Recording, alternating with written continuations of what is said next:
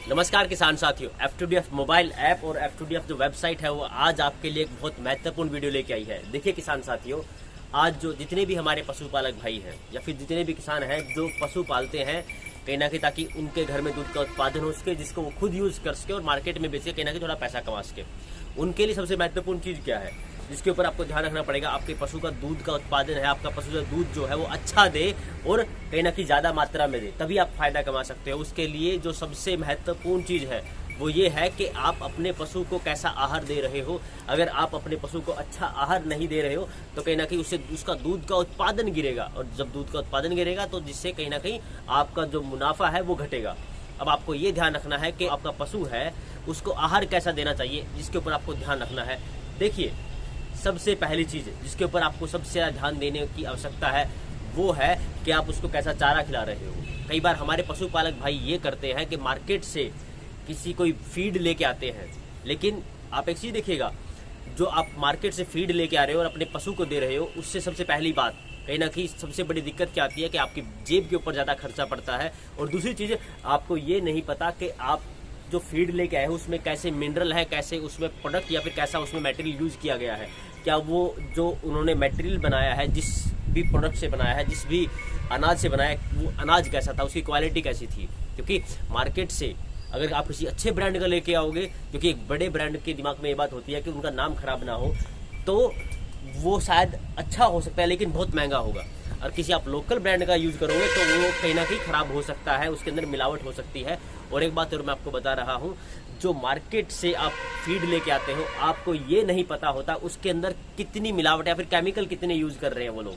मतलब आप जो फीड अपने पशु को दे रहे हो उसमें ऐसा हो सकता है कि दूध का उत्पादन बढ़े, क्योंकि उसमें ऐसे केमिकल मिलाए जाते हैं ताकि जिससे दूध का उत्पादन बढ़े। लेकिन आपको ये नहीं पता कि आने वाले टाइम के बाद, एक लंबे टाइम के बाद, सेम आहार देने के बाद अपने पशुओं को, कि उनका स्वास्थ्य कैसा हो सकता है। ऐसा भी हो सकता है कि उनके अंदर जो केमिकल मिले हैं वो आपके पशु के शरीर के ऊपर डायरेक्ट इफेक्ट डाले, जिससे आपका पशु बीमार हो सकता है, जिससे आपके पशु का दूध का उत्पादन बाद में एक वक्त के बाद गिर सकता है।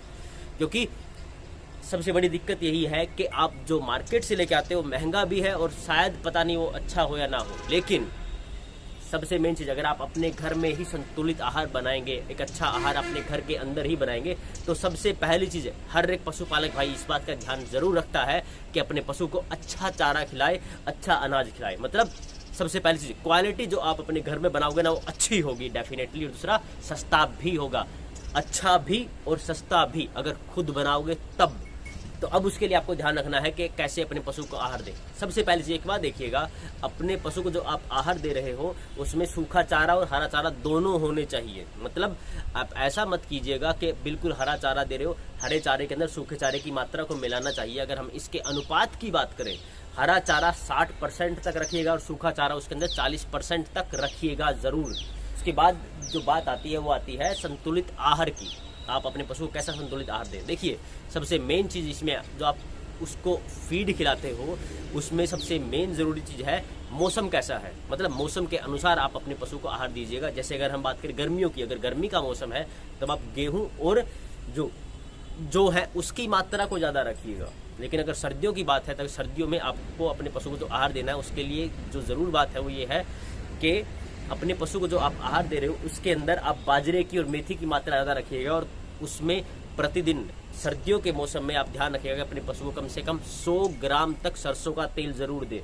सरसों का तेल, बाजरा और जो मेथी है वो गर्मी पैदा करेगा, जिससे कहीं ना कहीं आपके पशु का स्वास्थ्य सही रहेगा और आपका पशु जो है दूध अच्छा देगा। अब बात करते हैं हम संतुलित आहार की।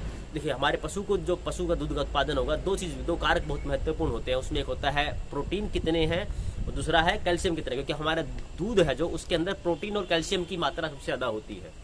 अब आपको ये ध्यान रखना है कि आप अपने पशु को जो आहार दे रहे हो उसमें भी प्रोटीन और कैल्शियम की मात्रा होनी चाहिए। और तीसरी चीज़ कहीं ना कि फैट, आपका पशु डेली जो आपको फैट दे रहा है तो कम से कम आपको थोड़ा बहुत फैट उसके शरीर के अंदर भी डालना चाहिए। अब वो डाल सकते हो आप आहार के थ्रू। अब आपको 3 चीज़ों के बारे में बहुत ध्यान रखना है, पहला प्रोटीन, दूसरा कैल्शियम और तीसरा फैट, कहीं ना कि वसा। अब उसके लिए क्या कर सकते हो, सबसे पहली चीज़, जो प्रोटीन है आहार से भी मिल रहा है आपके पशु को, जो सूखा और हरा चारा है उससे भी मिलता है और आपको अलग से भी देना चाहिए। उसके लिए जो चावल का छिलका है और उसके बाद जो आपके दालों का छिलका है चोकर जो है, ओके, जो गेहूं का ऊपर का छिलका है, चोकर जिसे बोलते हैं, वो आपके पशु के लिए बहुत लाभदायक हो सकता है। आप अपने पशु को वो दीजिएगा। जो दालों का छिलका, गेहूं का छिलका और चावल का छिलका, ये इसमें सबसे ज़्यादा मात्रा में प्रोटीन्स होते हैं जो आप अपने पशु को देंगे। उसमें फाइबर भी ज़्यादा है, फाइबर और प्रोटीन बहुत ज़्यादा होते हैं, ताकि आपके जो आपका पशु है उसको फ़ायदा होगा, कहीं ना कहीं उसका दूध का उत्पादन बढ़ेगा। उसके बाद दूसरी चीज़ जो आप जिसके ऊपर आपको ध्यान रखना चाहिए, सर्दियों के मौसम में कम से कम 100 ग्राम प्रतिदिन सरसों का तेल ज़रूर दे। आपके पशु के अंदर वसा जाएगी, उससे उसका वसा जो फैट है वो भी निकल होगा कहीं ना कहीं। दूसरी बात, उसका स्वास्थ्य भी अच्छा रहेगा। इसके ऊपर आपको सबसे ज़्यादा ध्यान देना है। और एक बात और ध्यान रखिएगा, आपका जो आप पशु को जो चारा खिला रहे हो वो पशु खुश होकर खा रहा हो, इस बात का आपको ध्यान रखना है। उसके लिए सबसे महत्वपूर्ण क्या है, आपको अपने पशु का स्वाद बदलना है। जैसे एक व्यक्ति जब खाना खाता है, हम जब खाना खाते हैं तब हम कहीं ना कहीं जीभ का स्वाद देखते हैं, टेस्ट देखते हैं ज़रूर। टेस्ट अगर अच्छा होगा तो उस दिन हम कहीं ना कहीं थोड़ा ज़्यादा खाएंगे और खुश होकर खाते हैं। सेम पशु के साथ भी ऐसा ही होता है। तो आप ये ध्यान रखिएगा कि अपने पशु को जो आहार दे रहे हो उसके अंदर कभी उसमें थोड़ा सा सेंधा नमक डालिएगा, कुछ मात्रा में, बहुत कम मात्रा में सेंधा नमक, ताकि उससे उसके जीभ का स्वाद थोड़ा बदलेगा। कभी उसके अंदर थोड़ा गुड़ डाल लिया, बदल के एक दिन आपने सेंधा नमक डाला, एक दिन गुड़ डाला, एक दिन सेंधा नमक, एक दिन गुड़। उससे क्या होगा, उसका जो आहार है उसमें कहीं ना कहीं स्वाद बदलेगा तो पशु खुश होकर खाएगा, तो आपको दूध का अच्छा उत्पादन देगा।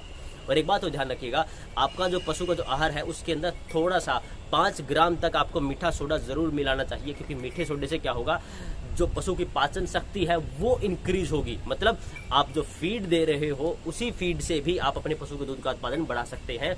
हमारा उद्देश्य सिर्फ यही है कि एक पशुपालक भाई है उसके दूध का उत्पादन बढ़े। दूध का उत्पादन बढ़ेगा तो कहना कि आपको फायदा होगा। और एक बात और ज़रूर ध्यान रखिएगा, देखिए, जब हम एक पशु को एक ही खूंटे के ऊपर बांधते हैं, आप कितना भी अच्छा चारा दीजिए, कितना भी अच्छा आहार खिलाइएगा, उससे उसके दूध का उत्पादन तो धीरे धीरे बढ़ेगा, लेकिन ज़्यादा मात्रा में नहीं बढ़ पाएगा। रीज़न, क्योंकि एक पशु है, आप खुद देखिएगा, हम कितना भी अच्छा आहार खाएं, जब तक हम व्यायाम नहीं करेंगे, जब तक हम घूमेंगे फिरेंगे नहीं, तब तक हम उसको 100% कंज्यूम नहीं कर पाते। तो मतलब आप ये ज़रूर प्रयास कीजिएगा कि अपने पशु को प्रतिदिन कम से कम 1 किलोमीटर से 1.5 किलोमीटर तक उसकी चहलकदमी ज़रूर हो। क्योंकि जो हमारे पुराना जो समय था, उस वक्त जो गांव में जो हमारे बड़े बुजुर्ग थे वो सब पशुओं को बाहर चराते थे। उसका रीज़न ये था कि उसके साथ उसका व्यायाम भी, उसकी एक्सरसाइज भी कहीं ना कहीं होती, चहलकदमी होती थी, जिससे पशु जो आहार खाता था उससे पशु अच्छा दूध का उत्पादन देता था। आपको इस बात का ज़रूर ध्यान रखना है। ऐसे महत्वपूर्ण टॉपिक्स के ऊपर हम वीडियो बना के लेके आते रहेंगे।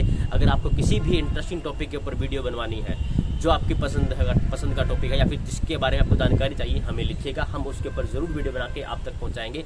हमारा उद्देश्य यही है कि किसान भाई से दूसरे किसान भाई का फ़ायदा हो सके। बस आप हमसे ऐसे जुड़े रहिएगा, हमें ऐसे प्यार देते रहिएगा। धन्यवाद।